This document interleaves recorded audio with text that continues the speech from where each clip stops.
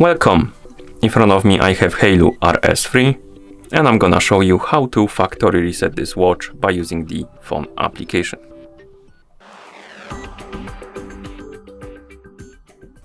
Before we start, if you want to use the phone application to factory reset your watch needs to be paired with a phone via the Haylou phone application.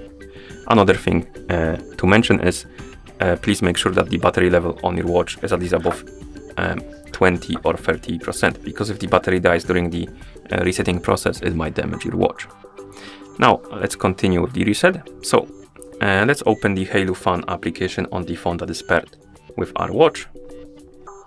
And after you open the application, you should see the home page, and on this page you should see your Haylou RS3.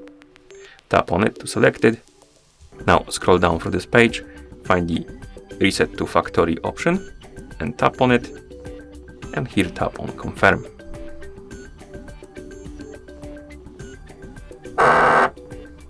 Watch will reset itself to the factory default settings, and after it's done you should see the QR code on the screen. Now we can close the app, and that's how you factory reset this watch by using the phone application. Thank you for watching. If you found this video helpful, please consider subscribing to our channel and leaving the like on the video.